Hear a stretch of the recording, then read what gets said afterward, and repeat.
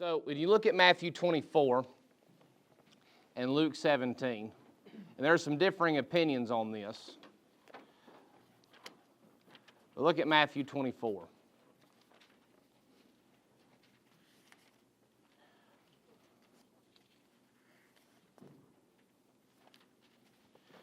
Matthew chapter 24.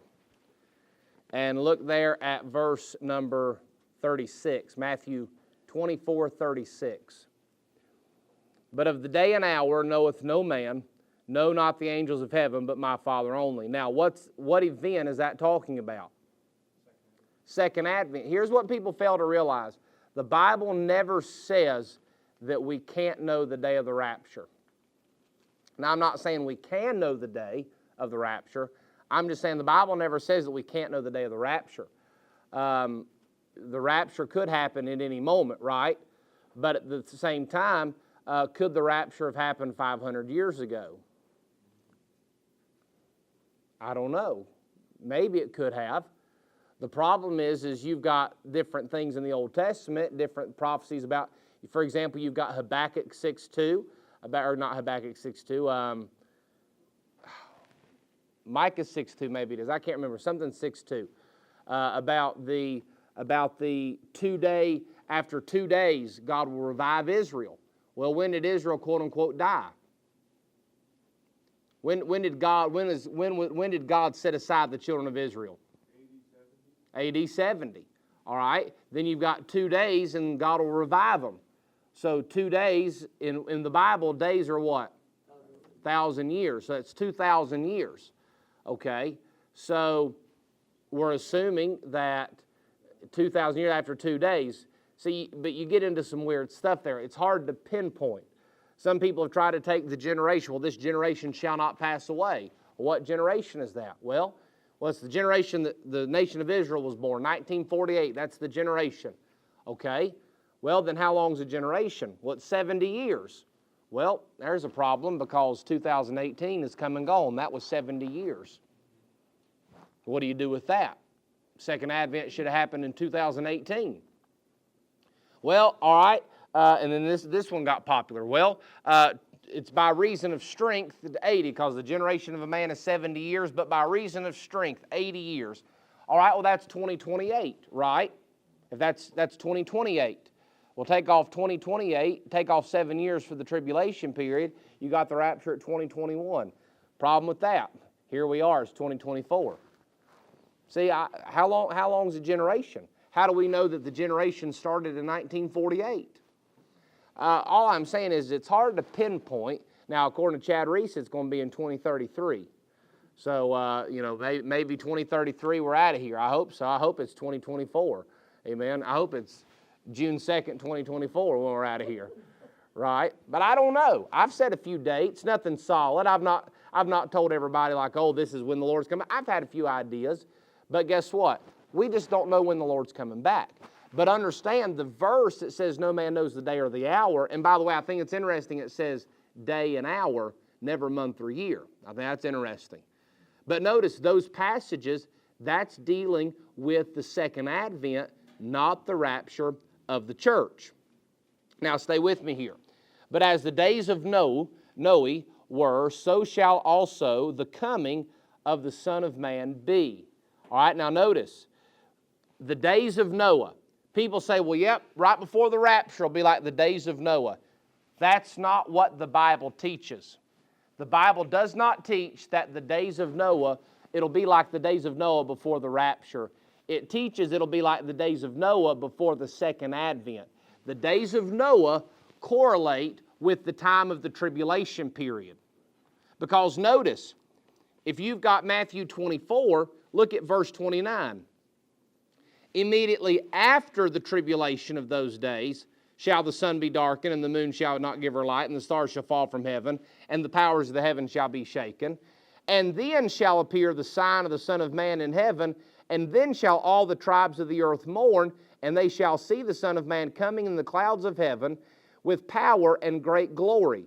And he shall send his angels with a great sound of a trumpet, and they shall gather together his elect from the four winds from one end of heaven to the other.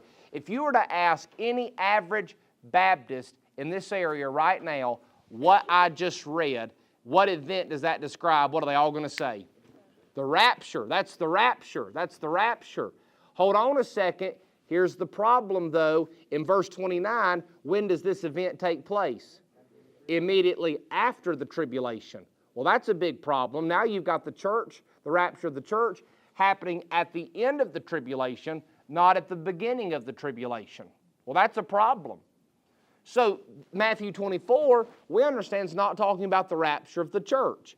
The whole context is the second advent. People say, yeah, well, you know, the Bible said it'd be like the days of Sodom and Gomorrah. Because see, Luke 17, Jesus uses the days of Lot in Luke 17. It'll be like the days of Noah and the days of Lot before the rapture. It's not what the Bible teaches. That's second advent. Notice, for as in the days that were before the flood, they were eating and drinking, marrying and giving in marriage, until the day that Noah entered into the ark, and knew not until the flood came and took them all away. So shall also the coming of the Son of Man be. Now here's the debate. Is this passage and Luke 16 talking about when the Lord comes back, is it the wicked being taken away, or is it because look what it says, then shall, verse number 40, then shall two be in the field, the one shall be taken, the other left. Two women shall be grinding at the mill, the one shall be taken, and the other left. Watch therefore, for you know not what hour your Lord doth come.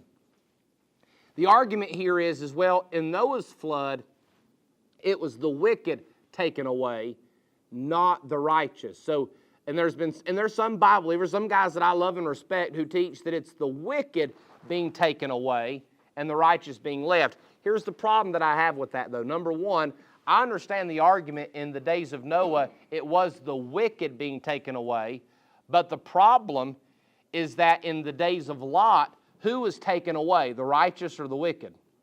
The righteous were taken away. Also, look with me at Revelation chapter 14. Look at Revelation 14. This is where old Doug Stauffer got so fouled up. Well, he got fouled up on a lot of stuff, but this is one of those specific places where Doug Stauffer got fouled up. In fact, we had this conversation. We was on the trunk of his car there at Taco Jalisco right up the road here. And for about 35, 40 minutes, I had his head spinning to the point where he said he almost didn't send in the final copy of his book because it was due the next day to the publisher. He almost didn't send it in because of what I said, but he said he decided to go ahead and send it because he thought he was right. Notice, and the thing is, well, there's no rapture at the end of Matthew 24. There's no rapture at the end of the second advent. There most certainly is a rapture. Now, it's not people being taken up into heaven like the same as our rapture, but there is a gathering of the saints at the second advent. Notice, in Revelation 14, you have remember the book of Revelation records the second advent how many times? 5.